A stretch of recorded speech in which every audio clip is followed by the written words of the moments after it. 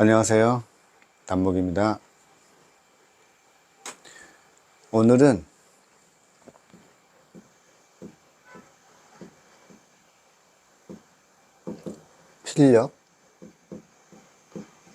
필력과 안목에 대해서 이야기해 볼게요. 자, 필력이란 무엇인가? 여러분, 필력은 굉장히 추상적이죠. 자, 붓의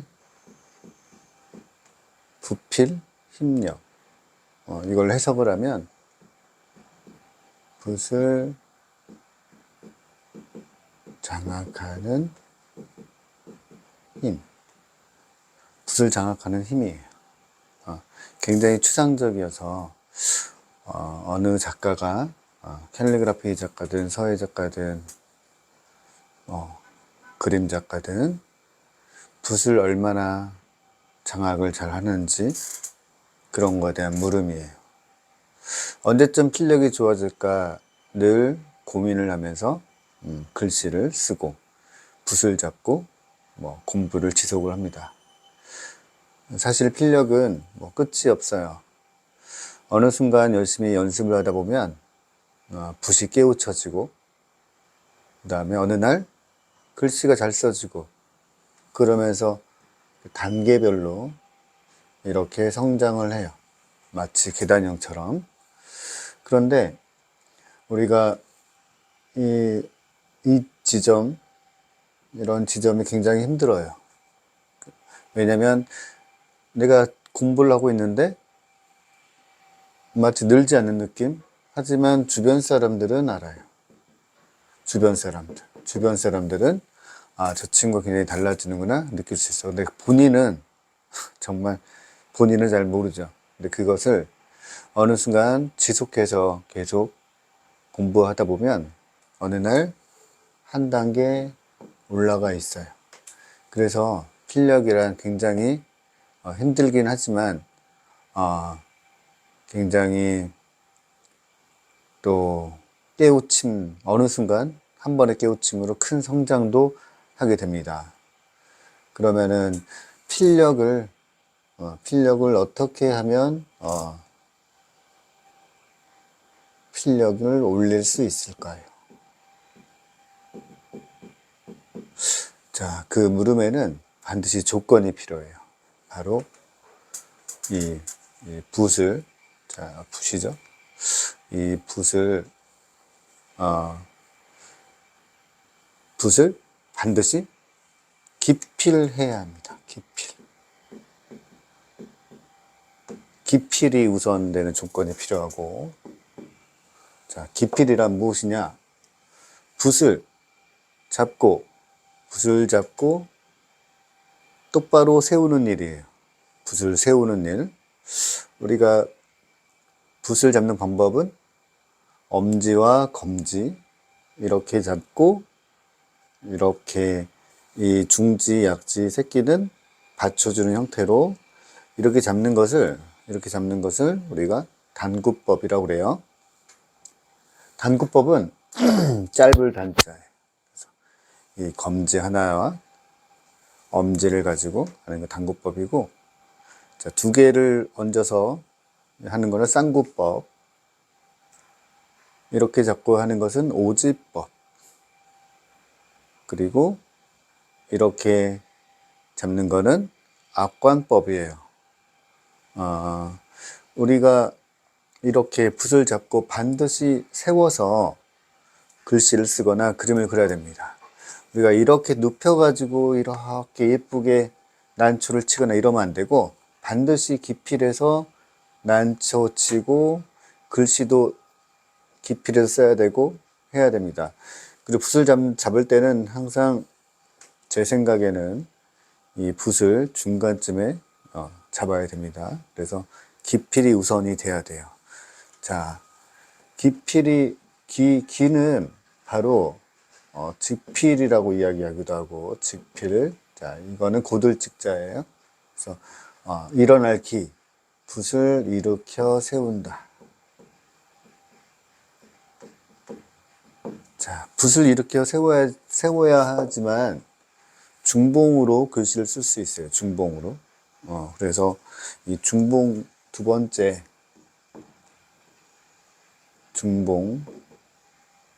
중봉을 깨우쳐야 돼. 중봉. 자, 중봉이라 하면 붓이 붓끝이 회계의 가운데를 지나가는 상황. 이게 획이라고 치면 붓끝이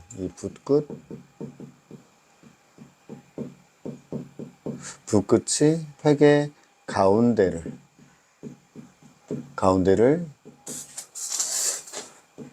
지나는 순간, 이거를 중봉이라고 그래요. 중봉이라고 합니다.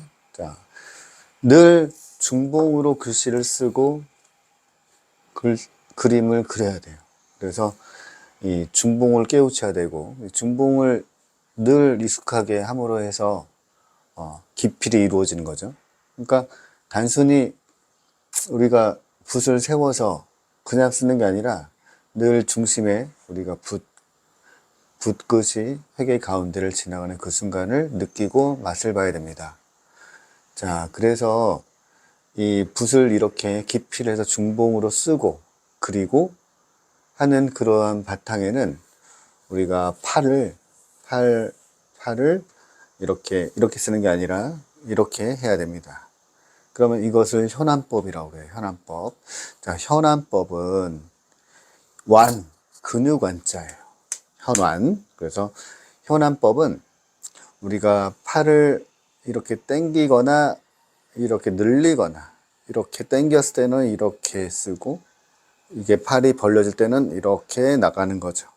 자, 그래서 이것이 자유롭게 당길 때, 나아갈 때 이렇게 우리가 붓을 운용해야 돼요. 이것을 우리는 현안법이라고 하죠. 현안법. 자, 팔로 쓴다. 팔로 쓰는 것을 현안법이라고 해요. 이렇게 기필을 해서 중봉으로 쓰고, 중봉이 어느 정도 익숙해지고 중봉을 깨우치면, 중봉을 깨우친다라는 것은 내가 붓끝을 언제든 가운데 지나가는 순간을 맛보면서 내가 익숙해져야 돼요. 그래서 중봉으로 계속 글씨를 써서 결국 필력이라는 추상적인 단계, 자기의 붓을 장악하는 힘이 생겨요. 자, 무슨 말이냐? 글씨를 중봉으로 쓰다 보면 여기서부터 여기까지 붓에 뭐예요? 봉의 길이가 있죠? 여기서부터 여기까지 붓을 내가 누른다라는 거는 언제든 이렇게 내가 필의 압력을 자유롭게 쓸 수 있다라는 거예요. 아주 작은 글씨를 붓끝을 통해 쓸 수가 있고, 좀 두껍고 힘 있는 글씨는 압을 충분히 줘서 글씨를 쓸 수 있는 거죠. 그래서 여기서부터 여기까지 이 필압의 정도, 필압의 능력을 향상시키는 거예요. 이렇게 중봉을 해야지만 이 필압을 좌지우지할 수 있어요. 이렇게 장악하는 이 모든 시간을 우리가 공부를 해서 결국 장악하는 계기가 되는 거죠. 중봉을 해야지만 여기서부터 여기까지 깨우칠 수가 있어요. 그래서 큰 글씨, 작은 글씨, 이 모든 것들이 해결됩니다. 그럼으로써 어느 순간 내가 붓을 장악을 하게 돼요. 바로 그래서 필력은 굉장히 추상적이긴 하지만 언제든 여러분들이 필력에 도달할 수 있습니다. 자, 그리고 안목이란 무엇인가? 안목. 자, 안목은 여러분 뜻이 뭐예요? 안목은 눈 한자가 아니라 우리가 눈목자죠. 우리가 안목을 키운다, 안목을 높인다, 안목이 뭐 좋아진다, 긍정적인 요소죠. 안목이 좋아진다. 어떠한 안목을 키우기 위해선 어떠한 조건이 필요한가 봅시다. 일단 안목이란 무엇이냐면 바로 눈높이죠. 나의 눈높이를 향상시키는 거예요. 나의 눈높이를 향상시킨다. 어떻게 향상시킬 수 있느냐? 자, 우리 유홍준의 명작술래.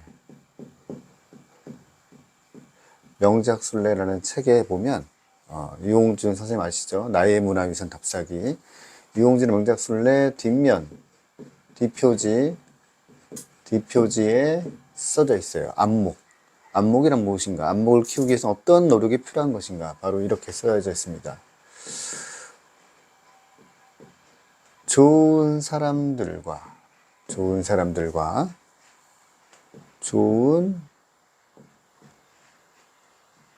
시간을 함께 보내는 것.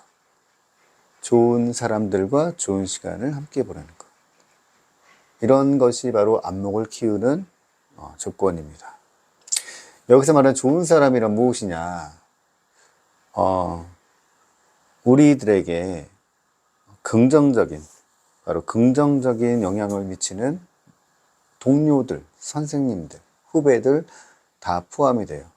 중요한 것은 우리들에게 네거티브한 그런 느낌 말고 포지티브한, 바로 긍정적인 칭찬해주고 함께 자기가 알고 있는 것을 이야기해주고, 그래서 좋은 사람이란 바로 긍정적인 사람들이다.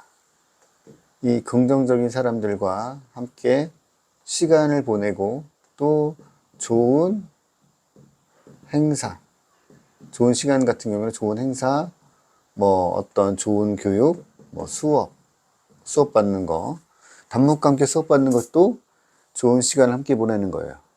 그래서 눈이 높아지고 나의 깨우침이 점점 좋아지면 안목이 올라갈 수가 있죠.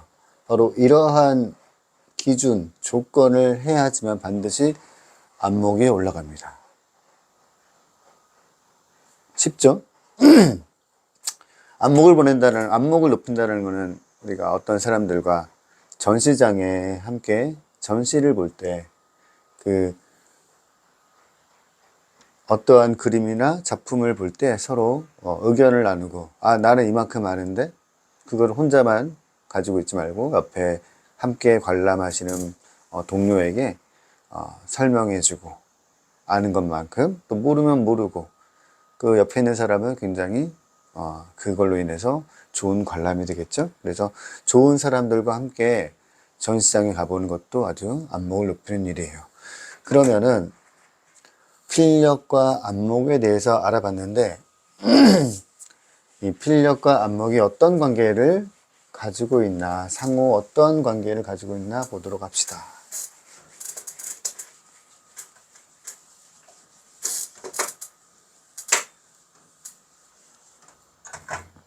자, 필력이 이렇게 자라고 안목이 이렇게 자랍니다. 그런데 필력, 안목, 우리는 늘 안목이 위에 있고 필력이 처져요. 왜냐? 항상 어떤 작품이나 상대방의 글씨를 보면 내가 저만큼 미치지 못하고 있구나 라고 생각을 해요. 그래서 항상 안목은 눈은 높아지는데 자기의 필력은 늘 이만큼이죠. 그래서 이만큼의 갭을 어떻게 메꾸느냐, 제가 비밀을 알려드리겠습니다. 어느 순간 아까 제가 이야기했죠. 기필로 중봉을 깨우치고, 그러면 필력이 생긴다고. 자, 이러한 과정을 통해서 공부를 하고 계속 지속해서 하다 보면 어느 순간 내 안목만큼 비등해져요. 이 필력이 올라가서 필력이 안목만큼 성장합니다. 이렇게 여기 같이 필력과 안목이 붙어요. 이렇게 필력과 안목이 붙어지는 순간 여러분들은 끝없이 발전할 수 있어요. 아, 내가 그리고 싶은 대로, 글씨를 쓰고 싶은 대로 그때그때 표현과 느낌이 너무나 좋아지게 되죠. 그러면 아는 만큼 작품을 할 수가 있어요. 내 눈높이만큼 작품이 나와요. 그때까지 열심히 기필해서 중봉 필력으로 자기의 실력을 높여서 자기 눈높이만큼 필력을 올려야 됩니다. 한번 필력 감독이 붙으면 같이 성장합니다. 같이 필력과 안목이. 그래서 끝없이 우리 성장할 수가 있어요. 이 단계, 이 모자른 상태에서 부단히 연습을 해야 됩니다. 안목을 키우면서. 그래서 늘 확인해보고 글씨를 써야 되고 그림을 그려야 됩니다. 그럼 여러분 필력을 키우기 위해서 반드시 서예를 해야 되느냐 또는 사군자를 해야 되느냐 또는 스무카 또는 켈리 이러한 많은 것들이 종류가 있는데 서예를 무조건 해야 된다, 사군자를 무조건 해야 된다 이런 건 아니에요. 필력을 키우는 그 방법은 우리가 켈리만 해도 또는 서예만 해도 또는 사군자만 해도 스무카만 해도 충분히 필력을 키울 수 있어요. 단 조건이 있어요. 바로 아까 얘기했듯이 글씨를 쓰든 사군자를 치든 스무카를 공부하든 항상 현안법으로 기필, 중봉, 필력, 기필에서 중봉을 깨우쳐야 돼요. 그래서 중봉을 깨우치면서 측봉까지. 측봉은 뭐냐면 붓을 이렇게 눕혀가지고 쭉 끌고 다니면서 내가 글씨를 쓰는 행위를 바로 측봉이라고 합니다. 측봉은 이렇게 쓰는 거예요. 중봉과 측봉을 넘나들어야 됩니다. 넘나들어야 돼요. 그래서 측봉을 마저 깨우치면 중봉과 측봉이 넘나들어야 됩니다. 넘나들면서 결국은 내가 좌지우지 할 수 있어요. 뭐를? 붓을 장악할 수 있습니다. 결국 붓을 장악하는 방법은 꼭 서예를 해야 된다. 그러지 않아도 돼요.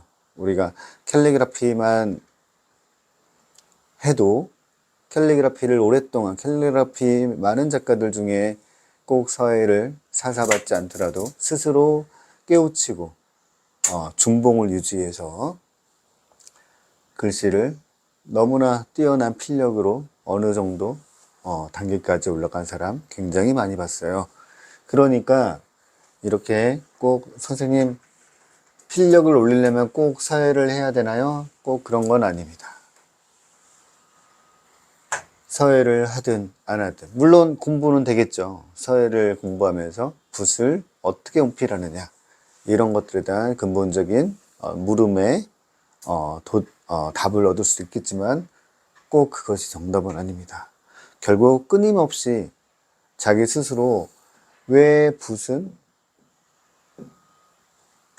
이렇게 뾰족하게 생겼는지, 그러면 왜 우리가 붓을 기필해서 쓰여서 중봉을 깨우치는지, 이러한 근본적인 물음을 공부를 하면서 답을 얻어야 돼요. 그래서 필력과 안목의 관계는 여러분 무슨 말이냐면, 다시 말해서 내가 나의 안목, 나의 눈높이가 계속 올라가죠? 나의 눈높이만큼 내 필력을 끌어올리는 일이에요. 그래서 결국은 안목과 필력이 함께 도달하는 그 위치, 여기까지 끊임없는 중봉과 측봉 이런 걸 깨우쳐야 됩니다. 그러면 비로소 자기 글씨를 깨우칠 수 있습니다. 아시겠죠? 자, 오늘은 필력과 안목에 대해서 이야기해 봤어요. 다음에 또 만나요. 안녕.